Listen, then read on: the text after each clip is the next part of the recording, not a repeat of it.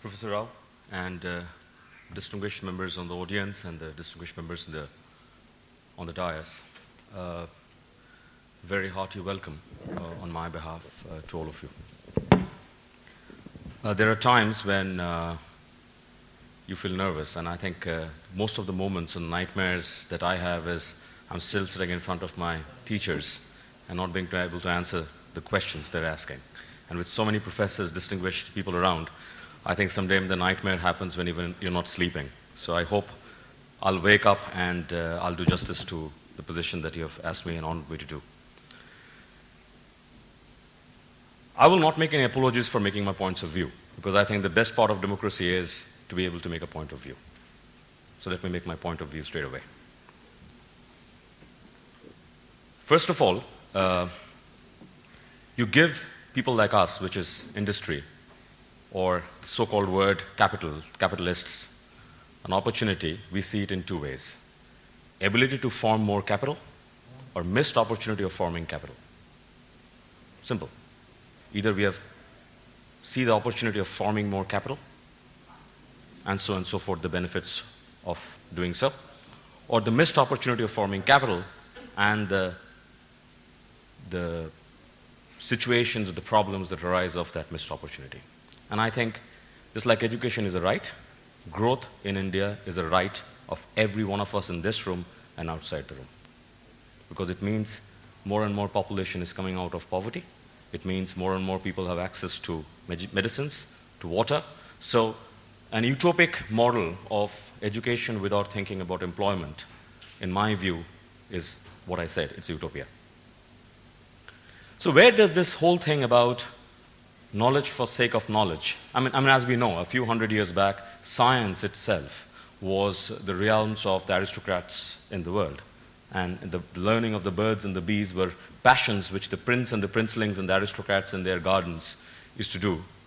But it finally, at some point of time, it became mainstream.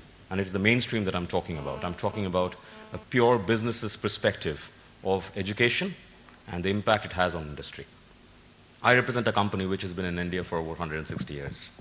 There are not too many Indian companies which exists, not in this room, but exists in this country for the number of years that Siemens is in India. We have over 27,000 people in the country. And still today, we are struggling to find and hire the right set of resources that we think are important for the growth and development, not for our business in the country, because which can't be done without the perspectives of India's growth.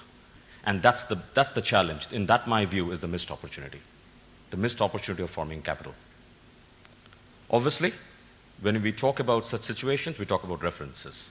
So let's look at a reference next door. And the reference next door, for all practical purposes, is China. If China can be the manufacturing hub of the world, there is no reason why India can't be the knowledge hub of the world. If China can have everybody who manufactures needs to have a China plan, or already has a China plan, and maybe now working on China Plan 2 or China Plan 3 on manufacturing, there is no reason why every R&D, every company which does R&D, can't have an India plan, an India plan 1, 2, 3, and so on and so forth.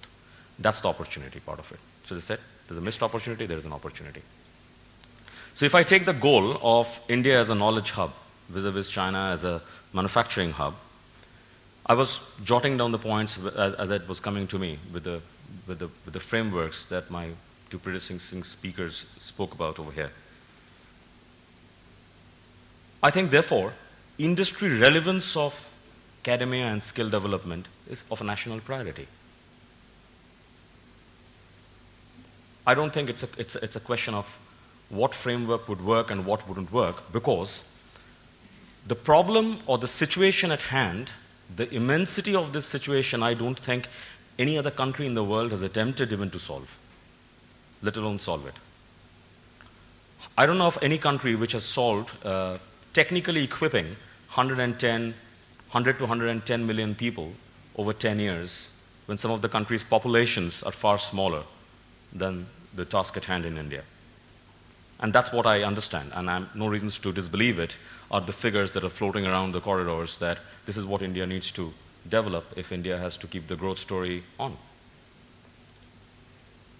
So we can belabor the point of frameworks till the cows come home or cows go away from home.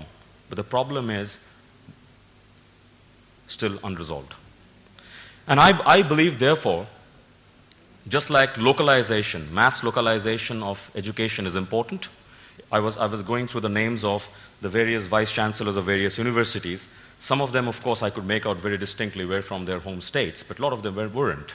So that there has been, therefore, transition or transformation of knowledge from different parts of the state, where different language, different cultures get spoken to other parts of the state, to the same way the globalization of education. And I don't think globalization for education is a bad word, or it's even a word of risk.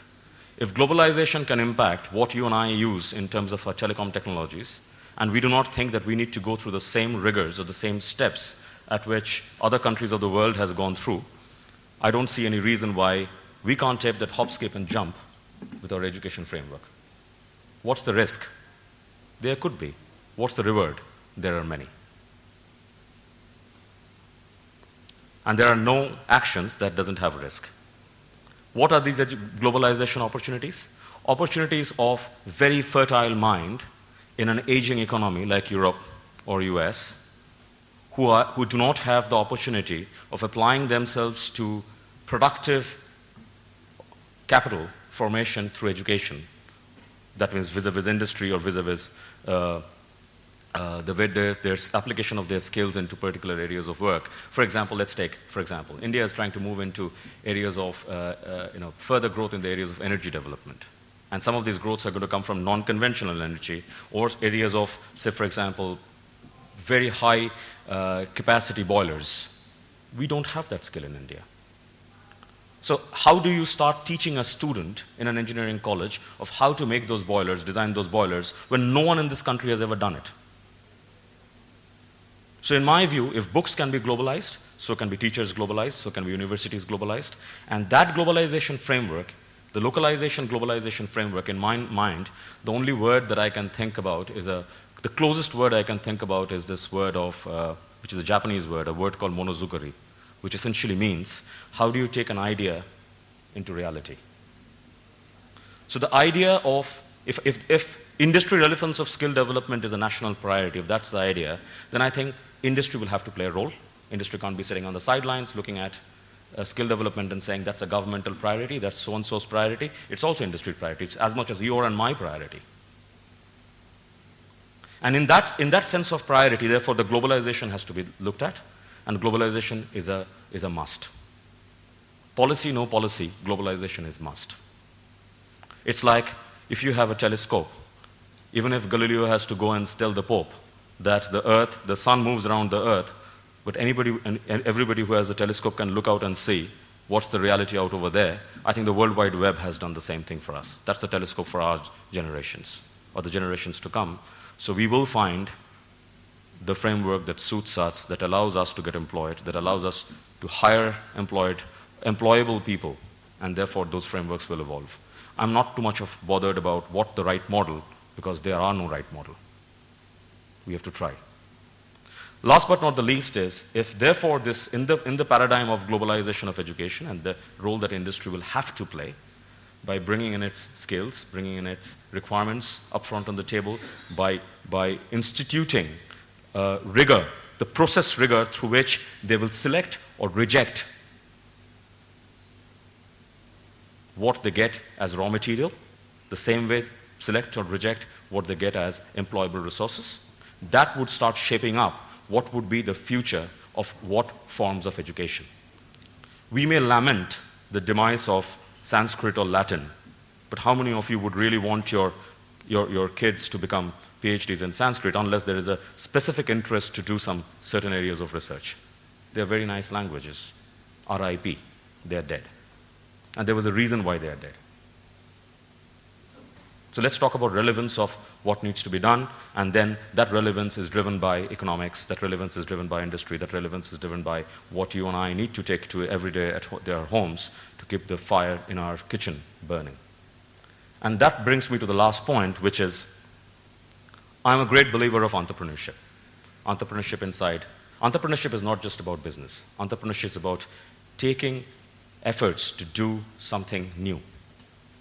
That entrepreneurship or micro-entrepreneurship, in my belief, will be the final model with which a spread of this nature, the size, the magnanimity, the largeness of the issues at hand, and the various different micro-solutions that there is no, again, no one solution that fits all. There is no, unfortunately, I don't think, if the solution was simple, believe me, the problem would have been solved. We would have been sitting in this room talking about it. So the solution isn't simple, the challenge isn't simple, therefore the answers won't be simple. But that bringing